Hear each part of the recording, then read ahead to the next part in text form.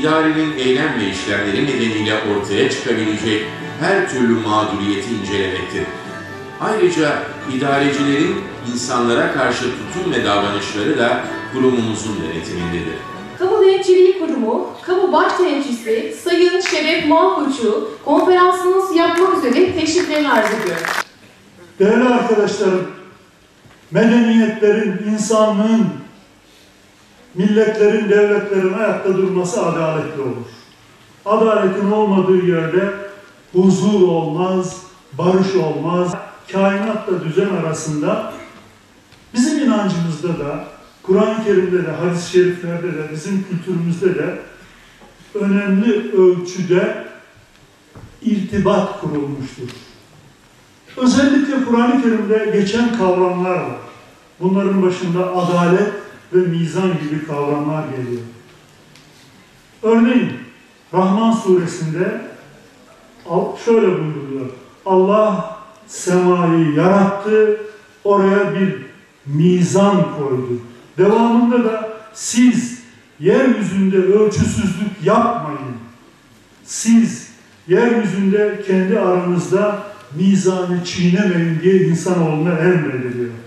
Ve sonunda da, devamında da öyleyse yeryüzünde adaleti ayakta tutun ve mizanı bozanlara müsaade etmeyin diye emrediliyor. İnsan, dünyadaki yaratılmışların en mükemmeli. İnsanın dışında yaratılmış ne varsa tümü insanın emrine verilmiş. Ama insan ayakta tutan da şey hakkaniyet ve adalet. O açıdan insan adaleti koruduğu müddetçe, adaletli olduğu müddetçe, yöneticiler adaletli davrandığı müddetçe o ülkede huzur ve barış olur, refah ve kalkınma olur. Dünya tarihine baktığımızda demokrasi ve özgürlük taleplerine ve mücadelesine baktığımızda aranan şey adalet. Türkiye'de demokrasinin en büyük sorunu vesayet sistemi.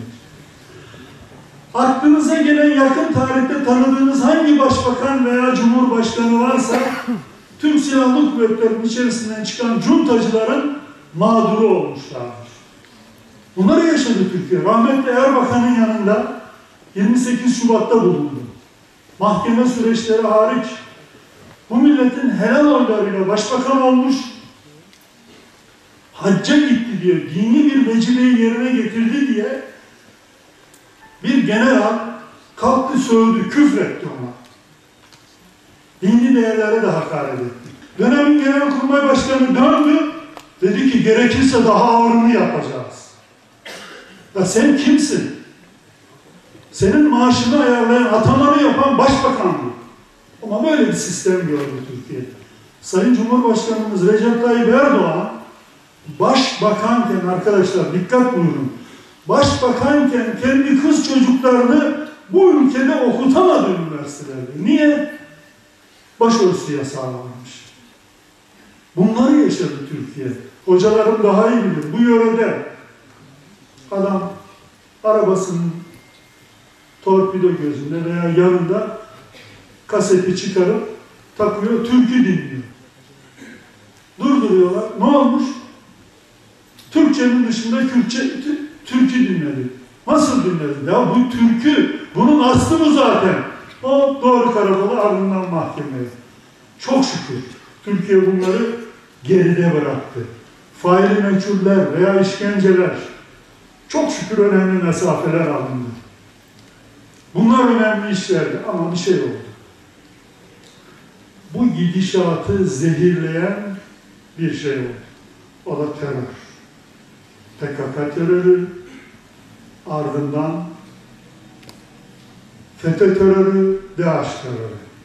İşte Türkiye'deki huzur ortamını bunlar zehirlediler. 2010'lu yıllarda önemli değişiklikler yapılırken Türkiye Kamu Denetçiliği Kurumu da ihdas edildi. Ne iş yapar bu kurum?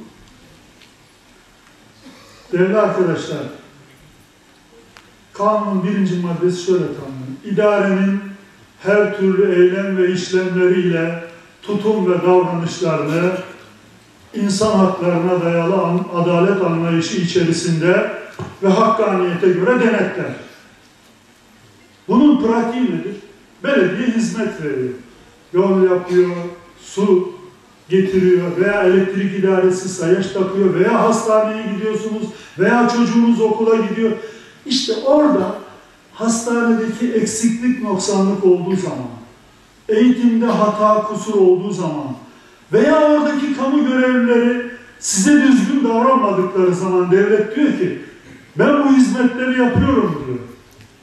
Ama diyor olur ki eksiğin, noksanın varsa veya görevlendirdiğim maaşını size hizmet etmek için maaş verdiğim memurlar hata yapıyorsa bu kurumu kurdum, buraya bildirin diyor. Niyeti nedir kamu denetçiliği kurumunun? Verilen hizmetin kalitesini yükseltmek. Yani bu millet verilen hizmeti daha kaliteli alsın. Bizim birinci görevimiz Türkiye'de hak arama kültürünü yaygınlaştırmak. Yani Siirt'te bulunan insanlarımızın, halkımızın, öğrencilerimizin, üniversite hocalarımızın bu anlamda itiraz etmelerini, kamu idaresine karşı hak arama kültürlerini yaygınlaştırmak. Bir yönüyle de şeffaf ve insan odaklı bir idarenin gerçekleşmesine katkıda bulunmaya çalışıyoruz. Hiçbir ücret almıyoruz başvurulardan. Biraz önce de duyurulduğu gibi 6 ay içerisinde de karar veriyoruz. Ücret almıyoruz. Harç, pul parası yok. 6 ay içerisinde karar veriyoruz. Yani hızlı karar veriyoruz. Sizin müracaatınızı idareyle görüşüp bak vatandaş haklı bunu çöz diye idareye ısrar ediyoruz. Bunlar çok önemli şeyler arkadaşlar. Ama bizim çalışmamız sizin vereceğiniz şikayet dilekçelerine bağlı. Haksızlık karşısında Elif gibi dimdik durup hakkı söylemek, adalet karşısında boynu bükük vav gibi adaletten yana olmak diye okudum ben bunu. Çok teşekkür ediyorum. Sağ olun.